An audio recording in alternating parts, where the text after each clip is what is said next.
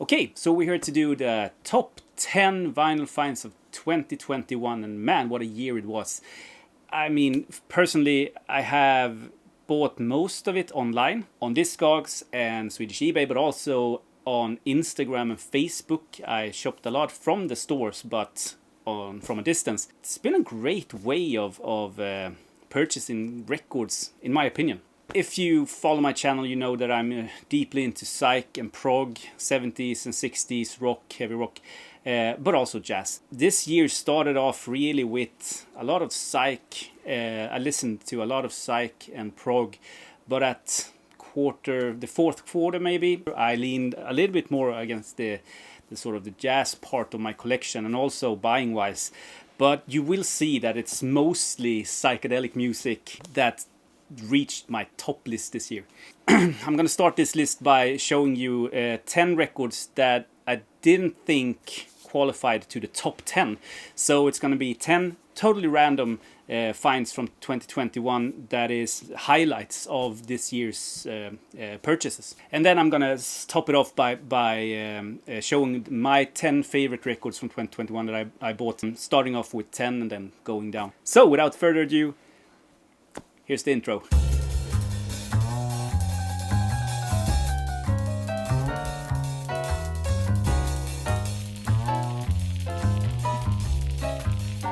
Obviously, the find of the year. I mean, obviously, is Will Malone's self-titled record. So I'm gonna put this outside of competition because it's so damn obvious that it's this number one.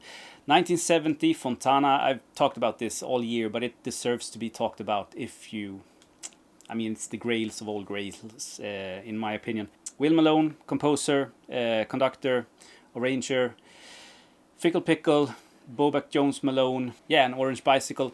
Great records if you want to dive into his catalog, but this is so not on the list. So this is 10 records that I feel maybe some of them should reach the top 10, but for some reason it didn't. And this is one of them. I'm so glad I found a fantastic near mint copy of Dr. Aftershave and the Mixed Pickles for Mrs. Beastly. One that I've been after for a while. 1976 Kraut jazz record out of Germany. Really, really good if you're into that stuff. Really happy to get this year. Another one that didn't make the list is this one, which is a fantastic record with this alternate cover. This is the UK version of the Ultimate Prophecy with J.D. Blackfoot, the US heavy psych group. This is a heavy psych hitter. I bet if you're into this sort of music, this is one that you already have or have on your want list, I guess. But if you don't know this, check it out. It's fantastic on Mercury. This was also the year that I bought a huge jazz collection, and in that collection was this, and I'm so glad that it's been on my want list. Nothing that I would pay the money that it goes for, and I never thought I would ever find it out in the wild, but well, I did. This the Zombies compilation from Sweden on Decca 1966. Just a cool Zombies curiosity, I guess. And the first jazz record, Hilda Lin's Quintet. I've had this before, sold it. It wasn't in good shape. This is in better shape at least. A classic Swedish hard bop record on Columbia, with that light blue Columbia label. Love that. And this is a sleeper. I mean, it's not super cheap, but it's not going for the money that it should go for if you compare it with other records out there. So check this out. As I said, it's not super easy to find, but you should have it on your radar. Yeah, this was also one that I was so glad to find this year. I've been after this since I started collecting prog. This is a reissue from 74 of this 1970 Egg record, the first one that they did, and it reminds me a lot of the Arsatial, I think that's how you pronounce it at least, that they did on the pseudonym before this. It's the Canterbury prog sort of sound, and it involves a lot of classical influenced influences. It's super, but it didn't make the top 10. I'm trying to fly by these, but it's also one that I've had on my want list for ever, years and years. This is Goblins' Zombie, the soundtrack to the movie Dawn of the Dead by Argento. And I have some Goblin, no originals, and I don't know why I didn't want to buy a reissue of this, because I have Suspiria on reissue and Profondo Rosso I think also, but I've always been after this cover artwork for some strange reason, and I finally got a great crazy deal on it, snagged it. I'm super happy. 1978 I think. Really good instrumental Italian prog. A Swedish gem that I scooped up late this year was Råg i ryggen, the only record that they released in 1975. And this is, there's some duds on this. Just it's a heavy rock, 70s heavy rock with splashes and tendencies of prog maybe. There's some really good tracks on this, and then there's really bad ones. In my opinion, a sought after Swedish prog or 70s record. Råg i ryggen. Glad to have it again in my collection, and for the price that I got it for, it's a no-brainer. But not the top 10. And in the same jazz collection that I bought, this was also in there. And I don't know, I've had it on my want list. I took it off because it's 50% comedy and 50% jazz rock. It's very Zappa-esque. But the parts that is jazz rock is fantastic. The lineup is crazy. It's on a cool label called SR, Swedish Radio. So everything just fits in the sort of collection. So I'm glad I paid, I guess, less than €1 for this. So yeah, but out of the top 10. And another Swedish record that I was super glad to scoop up this year is Stefan Harder on SJR Records. If you know this record, you know how strange it is, and beautiful, and quirky and fantastic. This is, if you're out for records that push the boundary of the genres you like, this is a record for you. Definitely check it out. A Swedish gem, to say the least. So at number 10, in my opinion, it's Gary Farr's Strange Fruit record on CBS 1970.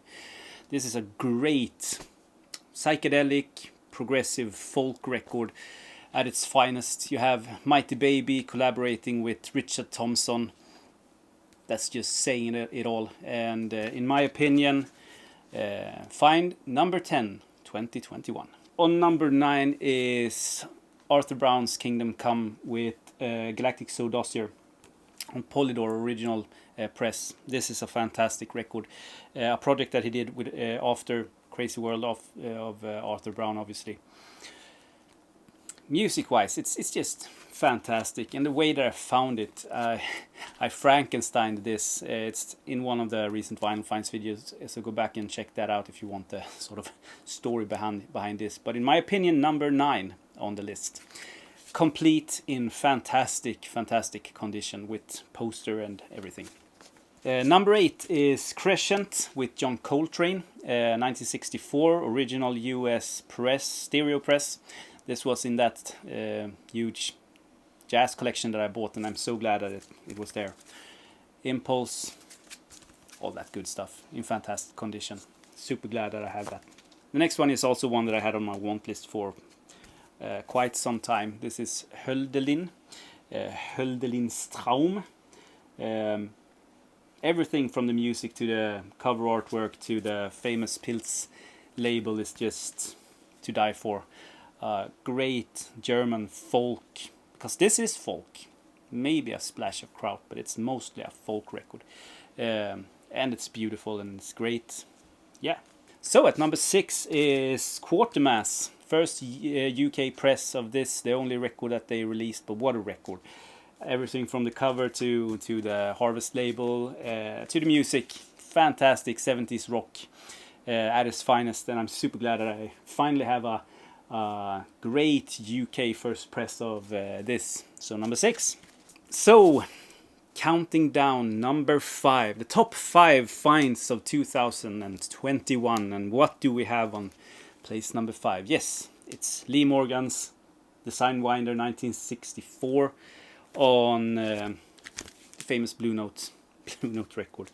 First stereo press of this mother bludder. Joe Henderson, Barry Harris, Bob Crenshaw and Billy Higgins. One of the pillars of the Blue Note catalog, and in my shelves there's a first press of this. I'm so stoked to own this. One of few records that I actually have 2 copies of, because I bought the new classic series that was released last year, I think. That sounds fantastic, better than this, I should say, but as an artifact, just being able to play this historical document is, yeah, I can't part with any of them. So, Sidewinder, number 5. Number 4 is Jan Duindam, and I don't know if you watched my recent vinyl finds when I talked about this. So go back and check that out. But this is a record from 1978. I had no idea about the existence of this thoughts until I stumbled upon it, I think on Instagram. Someone showed the reissue or something like that. I sampled it and it just blew my mind. And the hunt was on. And I managed to find a fantastic copy of this. This is a Dutch folk record with some of the best guitar playing I've ever heard. Just amazing record. A record to die for, really. So check it out if you don't know about this. It's been reissued. This is the first Dutch press. Coming down to top 3, and I mean, take a second here to see if you have any suggestions of what I'm going to show you. If you have seen my videos this past year, maybe you can guess what's on the 3rd place. But yeah, Black Cat Bones with Barbed Wire Sandwich, Decca Nova label, first UK press of this monster of heavy psych and blues record. One that I've been after for a while, but I never in my wildest dreams thought I would stumble upon one, and here it is on number 3. There's 2 left. It's insane. But I mean, I've seen this cover artwork in numerous books and magazines and lists and on social media and stuff like that about heavy 70s music and psych and prog and yeah, so it's been in the background, sort of like a heavy want lister, but I found one. Super glad I did, and it's number 3. One that I've shown so many times. And I'm going to show it again, because I think of all the records that I bought this year, this has been on heavy rotation. Maybe the most played record here in my home. It's one that I can't stop playing it. It's just so damn good. 2nd place, the best finds of 2021 Belladonna with Iron Car on the Vertigo Swirl label. This is the first UK press. I got it for a fantastic price. Just almost like a great price. And music-wise, it's one of the best English jazz records ever recorded, in my opinion. Ever recorded. And it's even a little bit leaning on, if you really listen, it's a little bit against the proggier side, but it's still a jazz record. So Belladonna Iron Car, 2nd place. So what's up with the 1st place? So, best find of 2021. I mean, it was a hard one. I bought this pretty early in this year, almost at the same time as I bought the Will Malone record, I think at least, from a collecting sort of friend in the Swedish psych community of collectors. And I'm so glad I did. It's really hit the perfect spark for me this year. It's been on heavy rotation. This is Keep of the Serenes with Dr. Strangely Strange. One that I didn't think I would own, to be honest. It's a really hard record to get.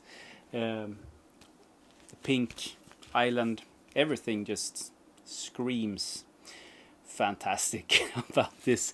So in my opinion, the find of the year. But the top 5, it's a pretty decent lineup in my opinion. and hard to really do the top 5. So that's it, the list of 2021. Hope you enjoyed that. I want to take this opportunity to thank all the new subscribers and the old ones, and in particular I want to thank everyone who's doing videos. It's highly entertaining. The vinyl related videos has become a great part of my life this 10 plus years. So I want to thank everyone who's involved in this sort of community of vinyl related YouTube videos. And I really hope that 2022 is as good as or better than 2021. So please subscribe if you haven't. Hit the bell, everything, comment, you know the deal. And I'll talk to you in my next video. Have a great one. Bye.